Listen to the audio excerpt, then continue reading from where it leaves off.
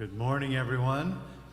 We're going to be starting our service this morning by singing There's a River Flowin' in My Soul, which is hymn number 1007 in your teal hymn books in case you like to look at music, but the words will be up here.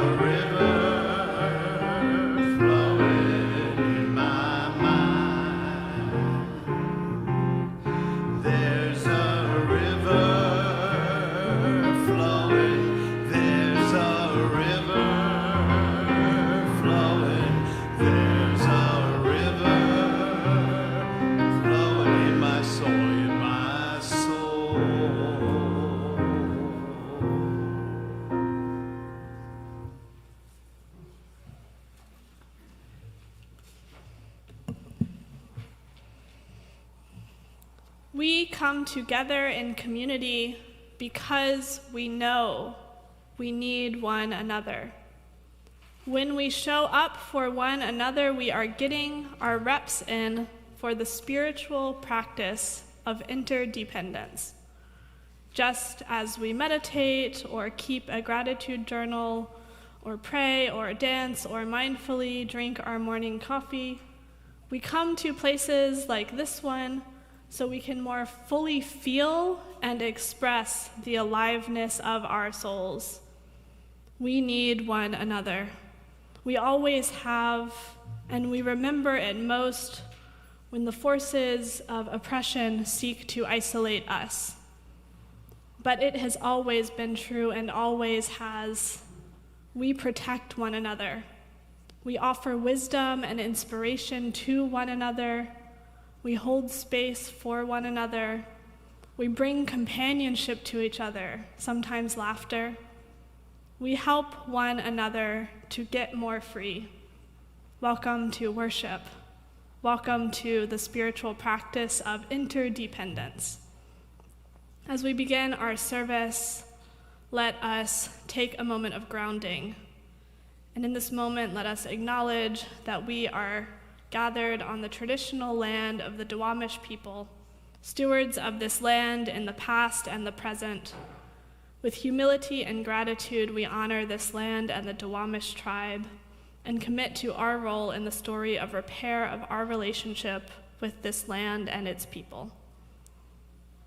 Whoever you are, wherever you have come from, whatever the color of your skin, whoever and however you love, however your body moves and your brain works, however you identify, you are welcome in this faith community. Our Unitarian Universalist tradition has no test of faith, no creed or oath to swear. We have instead the promises we make to one another, commitments we make to healing a hurting world within and beyond our walls. Welcome all.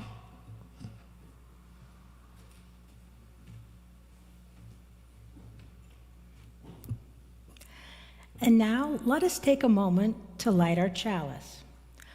Our chalice lighter today is Barb Hansen. Would you please come forward?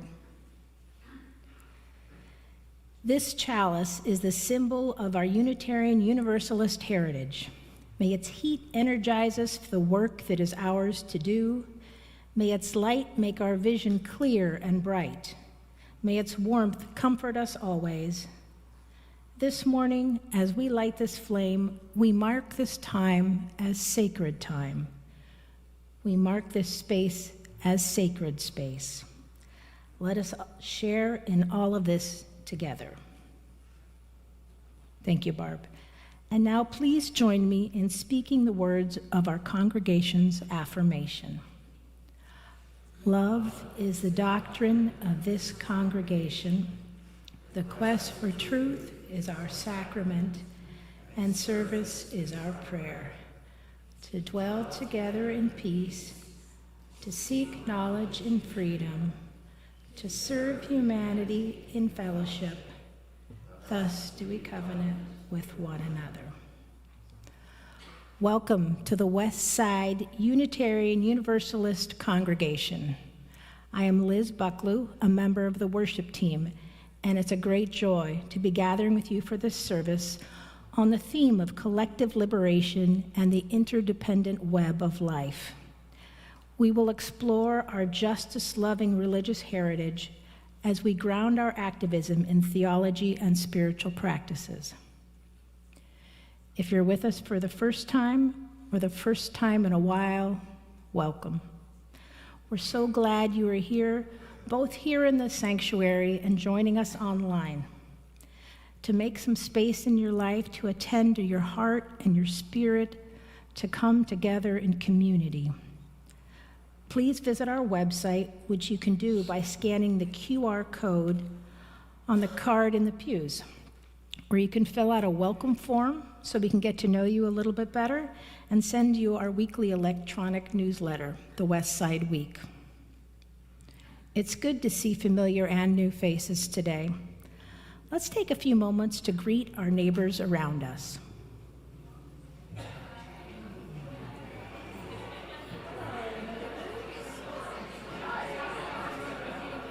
Hi, neighbor. Hi, my chalice lighting back tomorrow. Oh no. The flame is smoking in a weird way. It's starting to, it's starting to hurt my throat a little. Like there's, like the flame is. Yeah. I might need more oil. Do we want, I'm trying to think of the best way to correct that. We can get more oil. But it's a bit. It is, okay.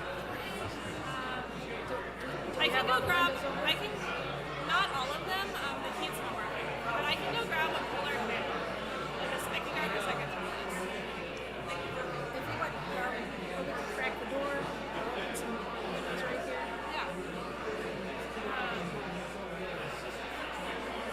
I'm smelling it too.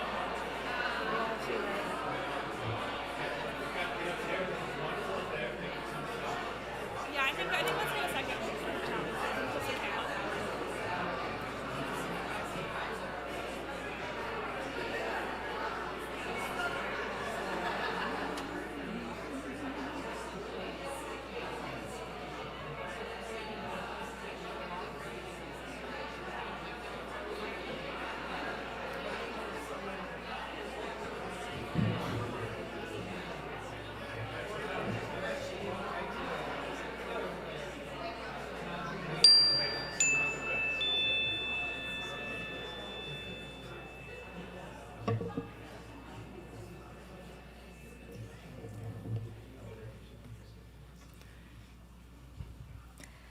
As always, it's good to see such enthusiastic greetings. We hope you continue these conversations during coffee hour after our service and congregational meeting. We're going to do a little swap of the chalice here because it looks like we need some more oil in there and it's creating some unnecessary smoke. So Reverend Carter's going to make a little change here. Barb, great. Come on over.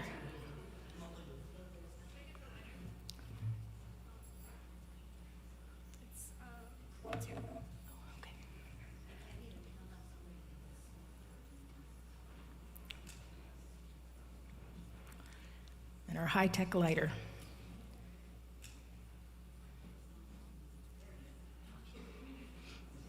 Thank you again, Barb.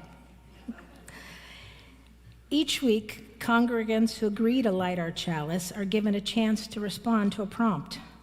This is an opportunity for us to get to know them better and to invite more voices into our chancel. Barb Hansen has been invited to offer a piece of poetry that is meaningful to her. Barb?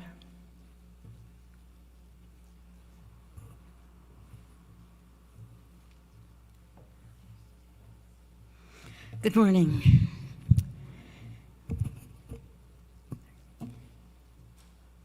This poem has 3 lines. Let us open our eyes to see what is beautiful. Let us open our minds to learn what is true. Let us open our hearts to love one another. This was the opening affirmation at my congregation in Portland. And I still remember the first time I spoke it with the congregation.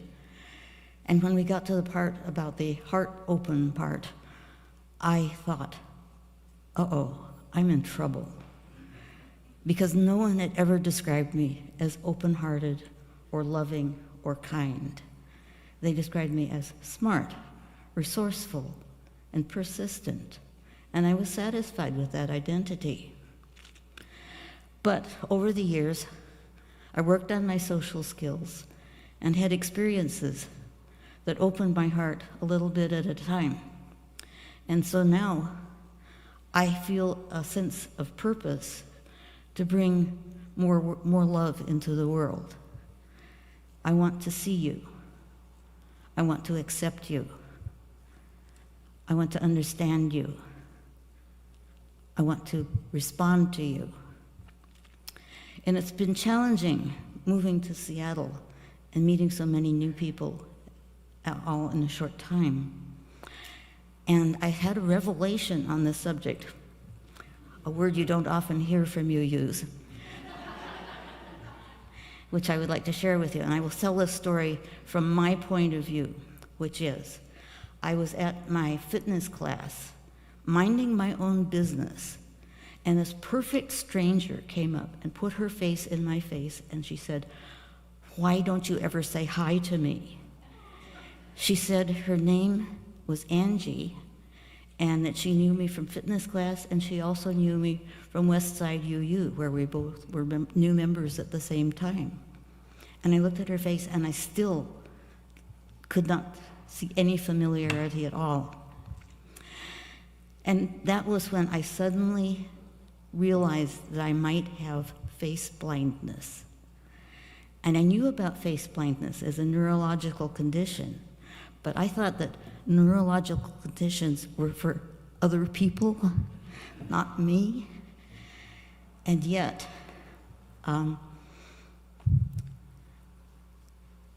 it seemed like that was a demonstration, that couldn't be anything else.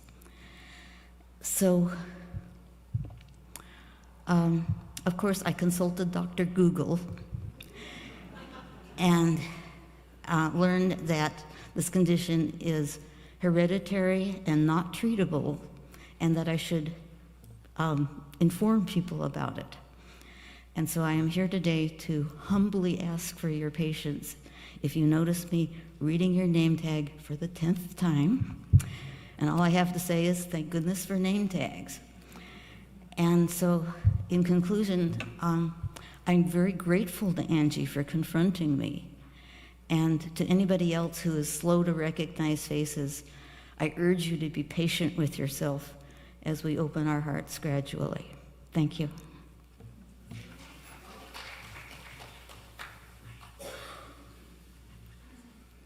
Thank you very much. That was great. All right, so now I have tongue recognition problems this morning. Okay, I invite you now all to rise in body or spirit as we sing hymn number 1040 in the Teal hymnals. Hush, it says 1014 in the order of service, but it's 1040 for those of you who like to look along. Words will be up here.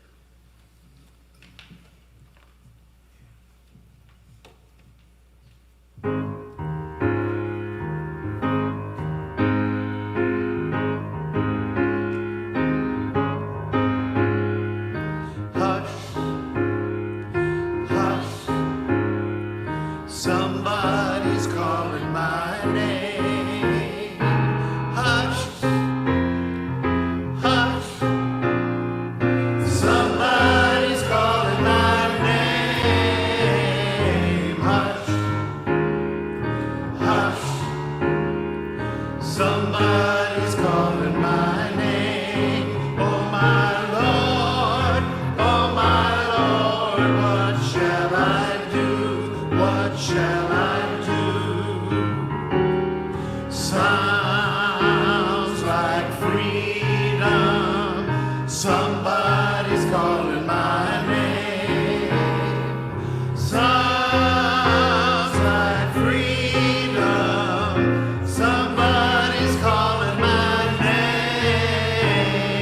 Sounds like freedom. Somebody's calling my name. Oh my Lord, what shall I do? What shall I do? Sounds like justice. Somebody's calling my name. Sounds like justice. Somebody's calling my name. Sounds like justice. Somebody's calling my name. Oh my Lord, what shall I do? What shall I do? Oh my Lord, what shall I do? What shall I do?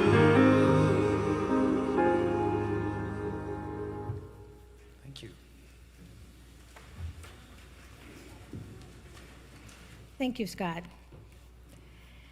In a moment, we will engage in a collective act of generosity, known as our offering, when we take time to actively support Westside UU congregation and its many ministries with our gifts by text, check, or cash. Each month, we choose a community organization to share 1/3 of our undesignated offering gifts. Westside's offering recipient for the month of January is our partner church ministry in Taraska St. George in Transylvania, Romania. Westside has had a long relationship with the community for more than 2 decades. Nurturing this connection helps us to understand the foundations of our faith and allows us to develop relationships with fellow Unitarians across cultures. You can give by text by sending a message with a $sign and the amount you want to give to the number on the screen. For folks here in the sanctuary who prefer to share your gifts by cash or check, the greeters will move among us shortly. And now, please enjoy this gift of music, Will Justice Roll Down by Jason Shelton with the Westside Chorale.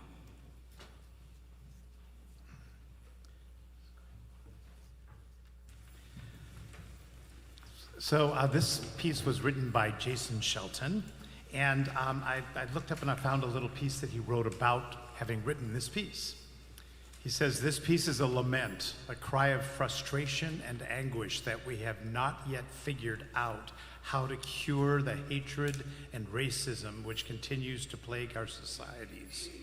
Written on the 50th anniversary of the assassination of Dr. King, I spent time with the speeches King made toward the end of his life as he expanded his work into dismantling militarism and capitalism, which he names as pillars of an unjust society.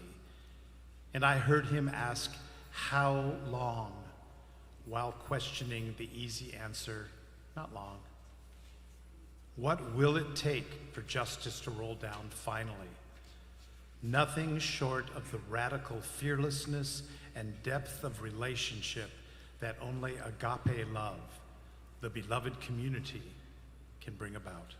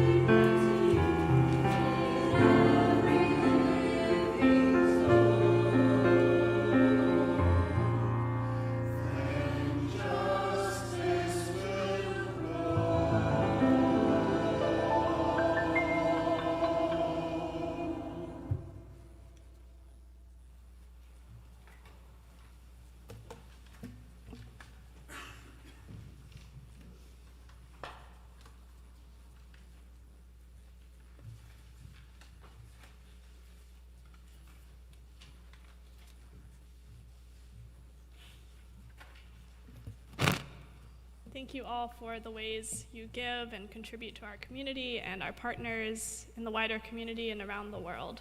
And thanks for our musicians for that gift of music.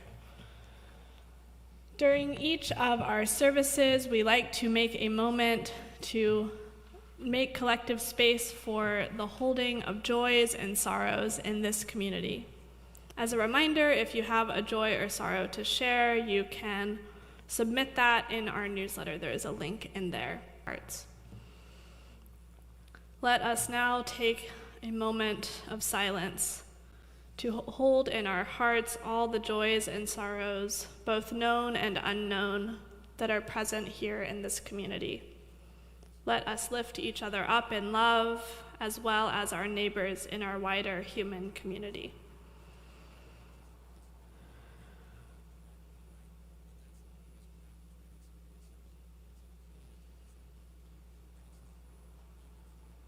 For our meditation this morning, I have a piece published this week by Adrienne Marie Brown, a poem, a prayer.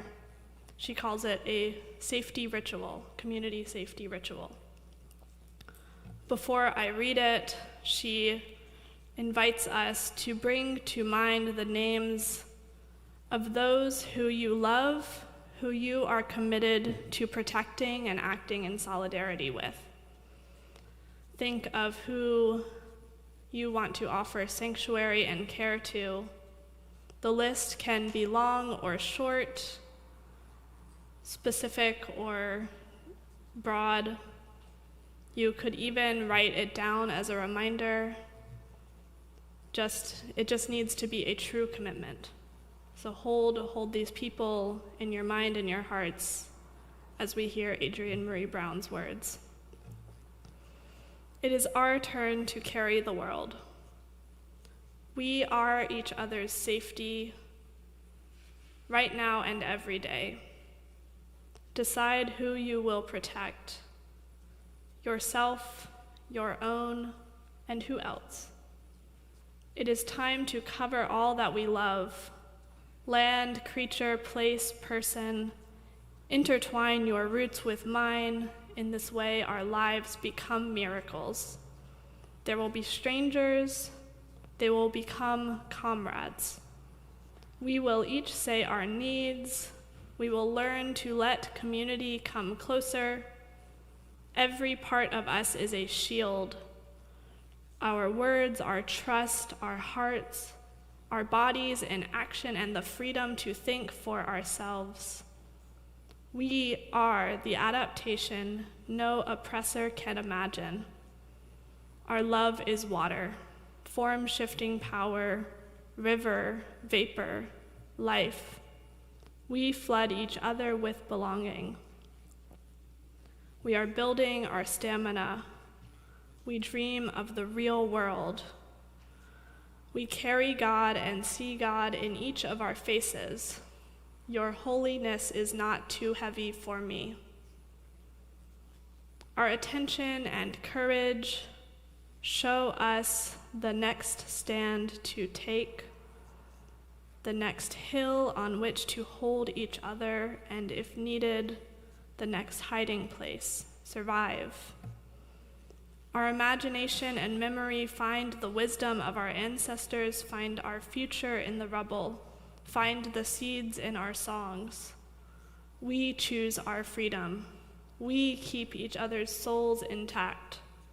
Safer than any cage of empire, we know something better is coming. We are each other's safety.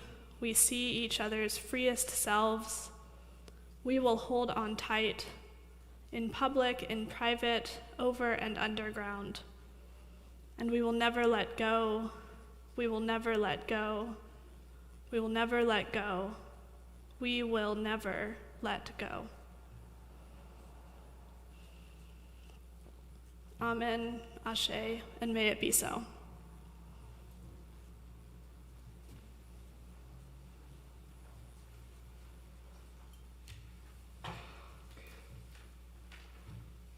Invite you to sing There's a Love with Me.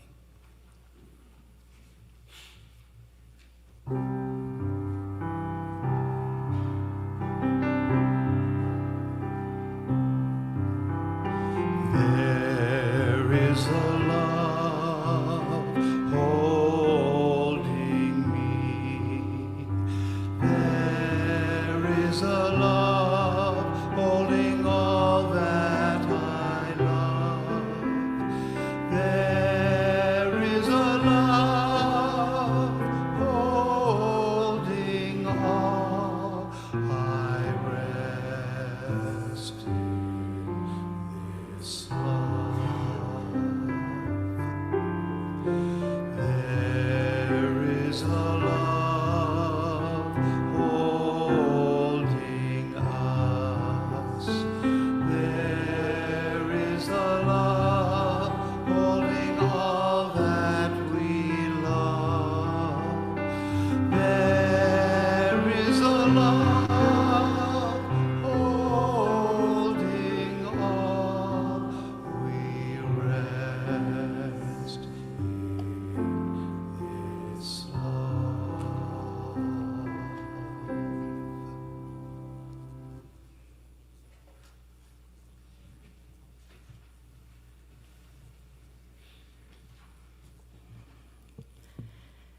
Do you ever have trouble asking for help? I do. When I do social justice work, I see people asking for help for their basic survival. Volunteer work lets me make a human connection in a way that's different from just sending a check. When I volunteer, I am changed. This faith community offers us the opportunity to combine our spirituality with social justice. The deep learning and practice of anti-racism and multicultural work is not a church committee, but part of our spiritual practice.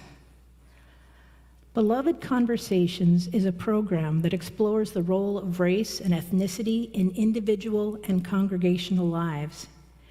It's been shared in over 250 UU congregations, and in 2019, Westside launched Beloved Conversations here. This transformative work included exploring ways that our congregation could partner with community organizations working towards similar goals. One of the connections we made as a congregation is with the White Center Food Bank, where Westside volunteers help staff the grocery store and pack groceries for home delivery. I am part of the group of Westside volunteers who show up regularly at the food bank to support our neighbors who depend on the food available there. The White Center Food Bank distributes culturally familiar food. They deliver groceries to homebound seniors and persons with disabilities, and they maintain a baby pantry to supply baby food and formula. Each year, they see an increase in the number of individuals and families who turn to local food banks for help. I am moved by the food bank's commitment to providing access to fresh and healthy food with dignity. I am learning spiritual lessons through food equity. The White Center Food Bank treats clients as customers who shop for their own groceries and make choices about the food they select. Food bank staff and volunteers are committed to an anti-racist and intersectional model. They recognize the impact of food scarcity and focus on coming from a place of generosity. I'm learning all the time from my church community. I love the connection here, and I also appreciate the challenge to continue to grow. Participating in social justice efforts beyond our walls reminds me of the interdependent web of life. Our activism at the White Center Food Bank reinforces what I learn here, and it teaches me new ways to engage in collective responsibility. Who wants to join me?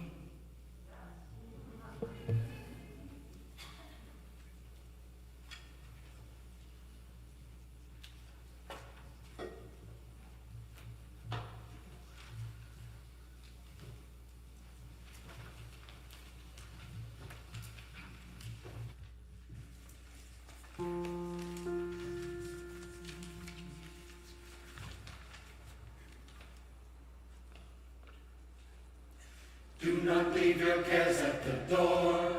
Do not leave.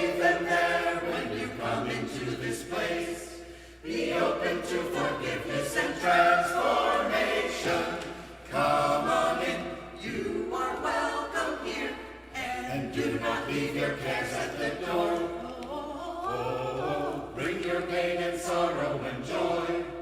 There's a place for them upon the altar of life.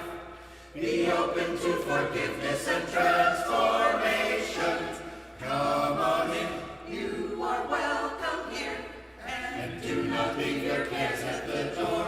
This is a place of grace, a place of losing and finding our way upon the winding road, meeting and parting, stumbling and starting over.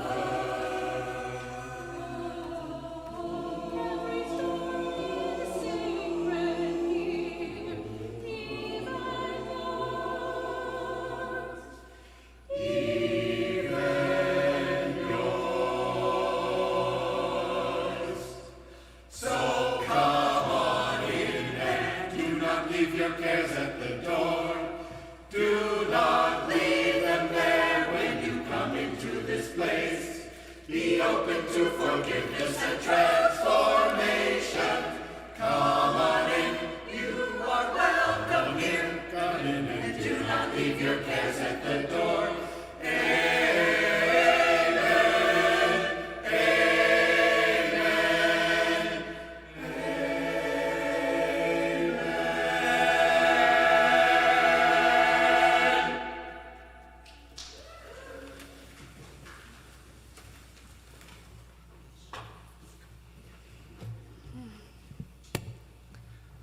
Angela Davis, in her book, Freedom is a Constant Struggle, proclaims, I am not accepting the things I cannot change. I am changing the things I cannot accept. This is the essence of resistance. We are called not to accept the status quo, but to imagine something better and to act on those imaginations. Our actions individually and collectively can reshape the future. This is why we resist, because we believe in change and we believe in our collective ability to bring it about. Davis, who is out there somewhere celebrating her 81st birthday today, is one of the intellectual giants that I turn to when trying to understand the world and my role in making it a better place. She is one of the foremost public scholars of our time in the study and praxis of freedom, and I look forward to a world where all leadership is as radically loving and imaginative as her. She is right. To resist the things we cannot accept is an act of faith. We look at the world as it is, with its systems of oppression built to enact violence on the human body and spirit, and we believe that it can be better than this. We believe that the moral arc of the universe bends toward justice, but only if enough of us are part of bending it. I know it feels so dreamy this week. This is a week where it does not feel like the collective is pulling together to bend the whole system toward justice. Many of us are finding ourselves in a time of political and spiritual crisis. Just as the personal is political, it is actually impossible to separate the questions of our political lives from those of our spiritual lives. Both spirituality and politics are ways that we address some of the ultimate questions of life. What does power mean, and how is it held, and who has the right to hold it? Who is deserving of getting their needs met, and who is responsible for meeting those needs? What does the sanctity of life mean to me, and how do I uphold it? How are we to relate to one another and to this earth home? These are questions that are spiritual and political. Our topic today is collective liberation. To think about collective liberation, I think we start by acknowledging that the place where the political and spiritual meet is the place where we find the richest questions and face some of our biggest moral challenges. Where the political and spiritual meet, we realize that we are not alone in this world. And that realization comes with some responsibilities. Collective liberation, I think, is a term we can use to describe those responsibilities. That ethos of being driven to make the world a better place, not just for yourself, but for everyone. If we believe we have a spiritual life, and maybe moral life works better as a term for some of you, if we believe we have a spiritual or moral life that we are compelled to attend to, we will inevitably find ourselves called to do all kinds of crazy things. We might show up in community with people who are also paying attention to their moral and spiritual lives. We might think deeply about how we want to spend our precious time on earth. We might take seriously the calling to raise future generations well or to care for this planet. And we might devote a considerable amount of our time to easing or preventing the suffering of others. This is a key concept in Buddhism, which focuses on freeing all beings from cycles of suffering. The robed monk is working diligently toward their own liberation, yes, but with a heart of compassion and a wish that their liberation allow them to aid in the liberation of all. The term they use is the bodhisattva vow, these beings that free themselves and then devote eternities to free others. Maybe this framing is helpful for you.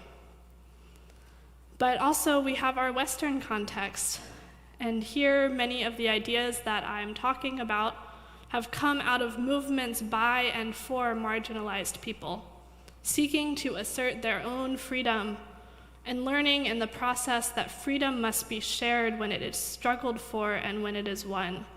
Both parts of freedom are shared. We think of Nelson and Desmond and all their mouse friends. They were the ones to help each other. When we talk about collective liberation, we are asserting that systems of oppression are interconnected, and so our movements to dismantle them must also be interconnected. We credit folks like Paulo Freire and Kimberly Crenshaw for gifting us new language for these ideas. And within our own religious heritage, we can look to Unitarian abolitionist and Black feminist leader Frances Ellen Watkins Harper, who all the way back in 1866 proclaimed, "We are all bound up together in one great bundle of humanity, and society cannot trample on the weakest and feeblest of its members without receiving a curse on its own soul." Whew, powerful. We talked about this yesterday at our restorative justice workshop. We were thinking about the trials of the schoolyard and how the bully, the victim of bullying, and the bystanders are all diminished and dehumanized in the act of bullying. Or for a more extreme example, from the autobiography of Frederick Douglass, who was explaining his understanding that the institution of slavery dehumanized both the enslaved person and the person who was enslaving them. Douglass saw how his mistress, Mrs. Auld, who had treated him with kindness and generosity at some points in time, became cruel and violent when pressure was put on her to uphold the institution of slavery and its narrow constraints. Douglass was certainly harmed more under this system, leagues more, but Mrs. Auld lost something significant too in this dynamic. In this way, we know that when people hold positions of privilege or even actively play an oppressor role, their humanity and their freedom is diminished. I have some anger for people like this, but I also hold compassion for them because they have tried and failed to find their own freedom and well-being in the act of domination of others. And not only does it not work, but it dehumanizes them too. When I say collective liberation, I mean that we should be working to free truly everyone from whatever role they feel they need to play in these systems of domination and control. and we need to be learning from the people who are hurt most. We are, in this great bundle of humanity, all impacted and implicated in systems of oppression, so we must do something about it. Many of us must begin by resisting the temptation to cling to whatever sense of privilege or safety that we do have, lest we be too afraid to act courageously when the time comes for it. It is so easy in this world, and I'm speaking from experience, as someone who has some amount of social privilege. It is so easy in this world to cling to whatever security we can scrape together for ourselves. We so value and hold close our homes and our jobs and our entertainment and our routines because they give us a sense of stability and control over our domain in the world. But we must begin to realize that none of this is ever guaranteed to us, no matter how tightly we hold to that security. None of it has ever been guaranteed, and safety is not the same thing as freedom.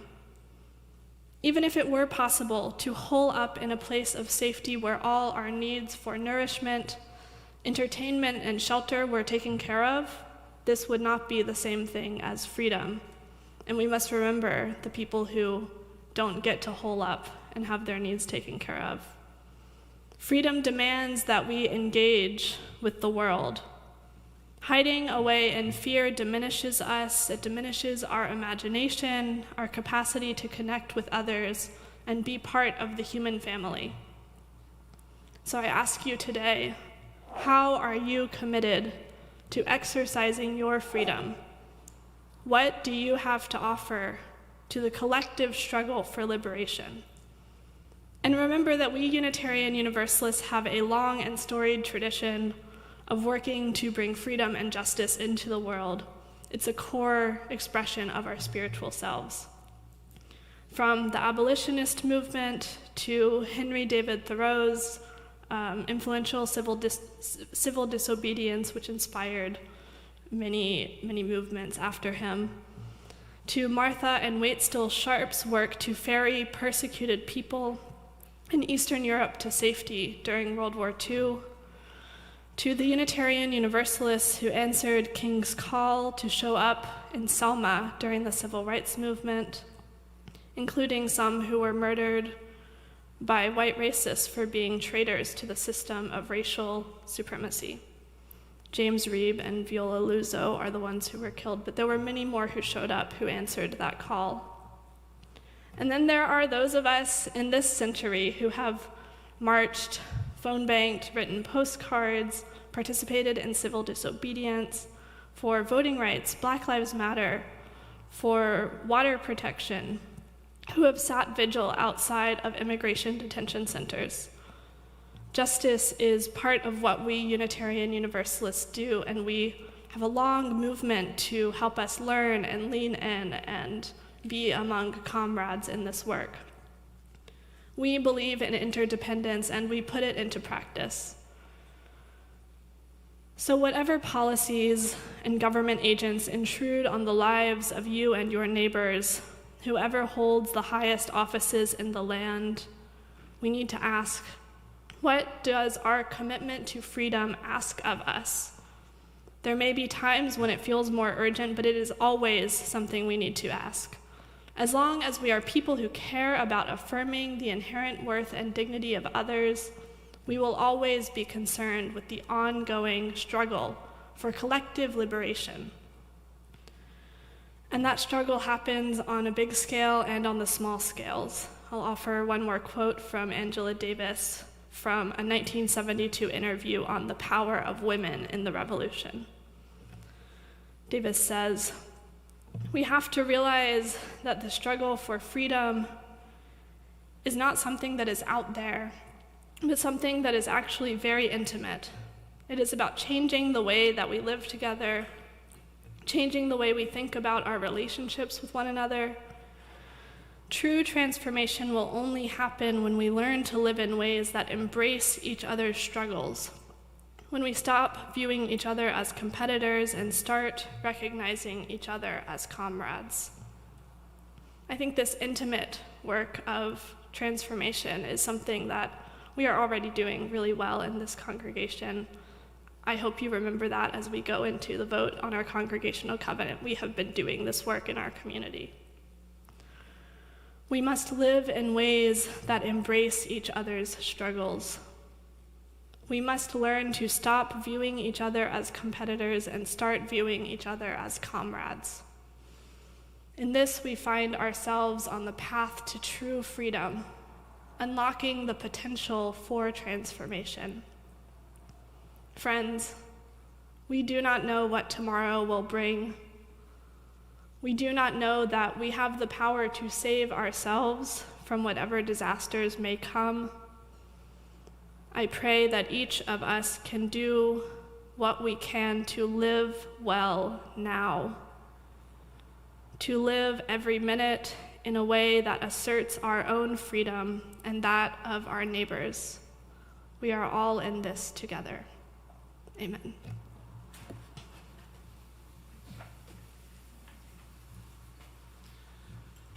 Thank you, Reverend Carter. So I invite you all to rise in body or spirit as we sing our sending hymn. And I looked online and I discovered that Harry Belafonte had something to say about this song, which he wrote. Please rise in body or spirit, please. Yeah. And it was on The Muppet Show in 1979. And he was asked about the song, Turn the World Around. And he said, I discovered that song in Africa. I was in a country called Guinea, and I went deep into the interior of the country. In a little village, I met with a storyteller. That storyteller went way back into African tradition, into African mythology. He began to tell a story about the fire, which means the sun, about the water, about the earth. And he pointed out that all of these things put together turn the world around, and that all of us are here for a very, very short time. And in that time that we are here, there really isn't any difference in any of us if we take time out to understand each other. And the question is, do I know who you are? Do you know who I am? Do we care about each other? Because if we do, together we can turn the world around.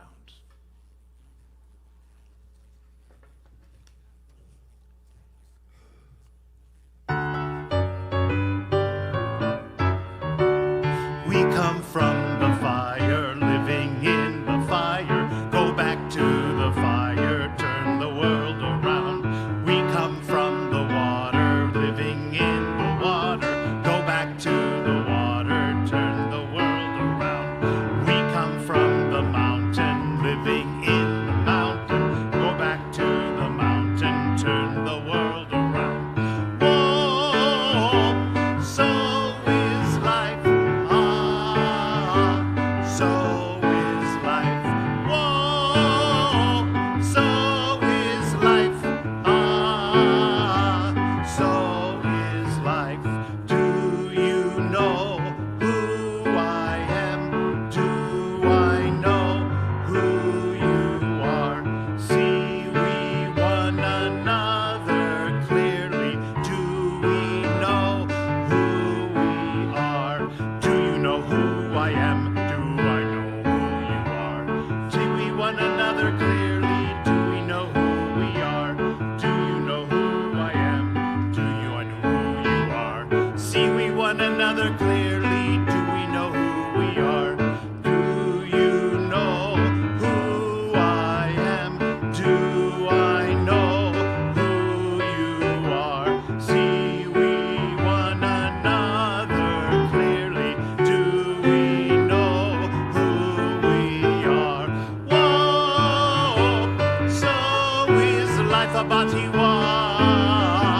So is life. Whoa, so is life. So is life. Water make the river, river wash the mountain. Fire make the sunlight turn the world around. Heart is of the river, body is the mountain. Spirit is the sunlight, turn the world around. We are of the Spirit, truly of the Spirit. Only can the Spirit turn the world around. Oh, so is life a batiwa. So is life. Oh, so is life a batiwa. Ha, so is life. Whoa, so is life a batiwa. Ha, so is life. Whoa, so is life a batiwa. So is life.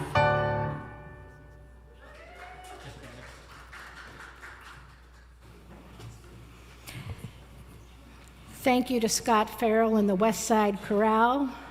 Thank you to John Hanson, Reverend Carter Smith, Madison Wagner, Barb Hanson, Nate Mesnard, and Henry Sikora in the tech booth. Thank you to our greeters and our hospitality team, and to our RE volunteers. As always, it's a pleasure and a blessing to do this sacred work together.